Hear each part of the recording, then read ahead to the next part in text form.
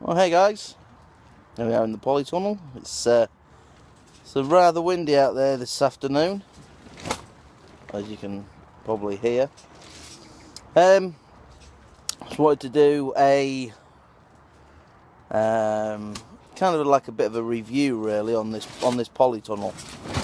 It's been up about a fortnight now, maybe just a little bit less than a fortnight. There's a few features that I just want to point out to people if they're considering getting one of these Extreame polytunnels.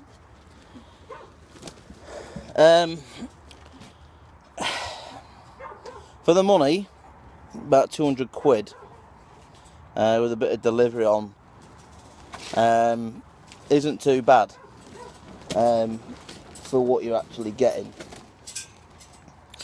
But for what you don't get, at the front of the polytunnel, obviously because it's got a door on, you've got stabilising bars and cross members, stabilisers, and you've got the down bars. And obviously, you know, you've just got one of them for the door to sit in. But if you notice behind me, the back doesn't have anything like that. It has them on the sides. It also has them on the sides at the front.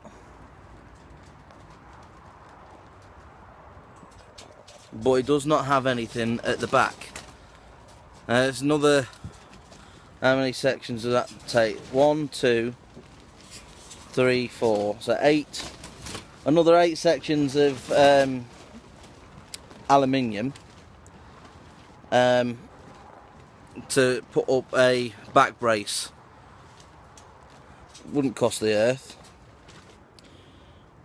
Other than that, the frame and the structure is brilliant. Absolutely brilliant. Next little bit is they haven't really spared anything when they've made the sheet. As you can see, this side's flapping around like a, well, whatever. This side's flapping around, and the back is flapping around back there. What I would have liked to have seen was more excess on the skirt, as it comes down this side, and then it has like an overhang on the end. I would have liked to have seen maybe a good 18 inches to even 2 feet of skirt left on, to be able to pin it, you know, peg it down, or put slabs over to weight that down as well. This has got maybe 5 inches, if that. An ordinary house brick just about fits on the skirt, but it don't give you enough to be able to peg down or anything. Yeah, they're under there somewhere, I think. Yeah, anyway. So yeah, back braces and horizontal diagonal pieces like that should really be in the back as well. I found that with most of these polytunnels that you can buy, you know, these cheaper versions, the structure and the framing's quite sound, but the sheet and this back piece is pretty rubbish. And the tools that they send with it, a little Allen key and a little Meccano set spanner. I'd like to see it upgrade the tools that you get to be able to do that, either to a little bit better spanner, or even a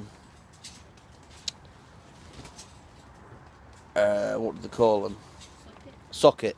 Yeah, just even just a cheaper version of a socket would make it a heck of a lot better straight away. So yeah, not, you know, other than that, not too bad. no ground anchors.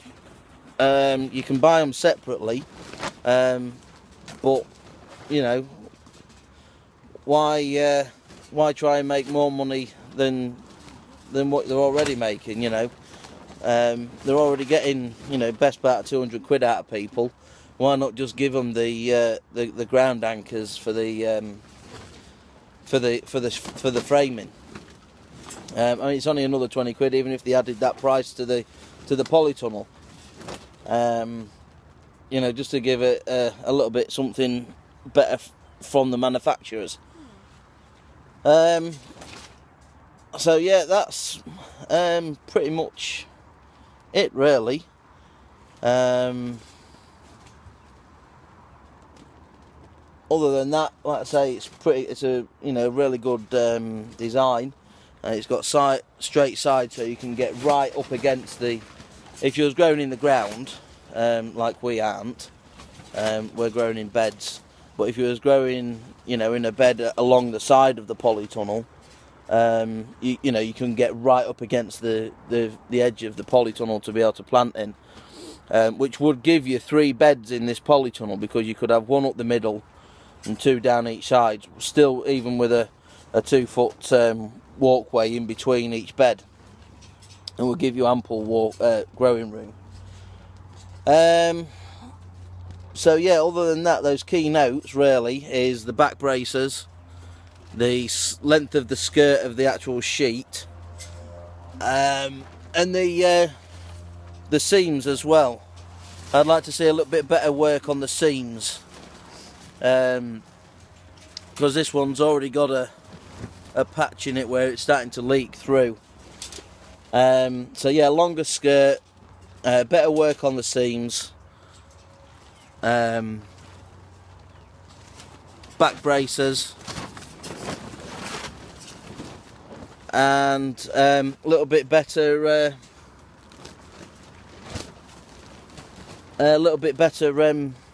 tools for putting it up. The instructions was pretty good, pretty clear, self-explanatory pretty much. Just those few key notes there that I've just mentioned. So, but other than that, it's not too bad.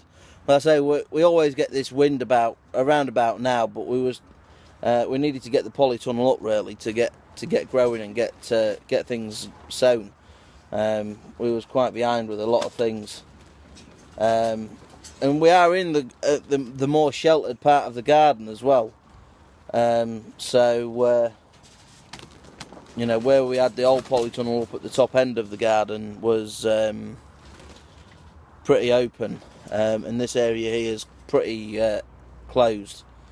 It was the thing is, the wind is coming from a direction it doesn't normally come from. It's coming straight from, like, in front of me, so through the gardens, so to speak. So it's coming straight at the front end of the polytunnel. Normally the wind comes either from the left or the right of me, and to the left we've got the chicken shed, and there'll be willow trees at the bottom that'll stop a lot of the wind coming through. And to this right hand side of me here, we've got the conifers. There's bushes and things out through this side here that'll stop a lot of that wind as well. But this wind's just coming straight from the front and just blowing straight in. When we zip the polytunnel up, there's not a lot of movement in the sheet at all, apart from that little bit that gets underneath.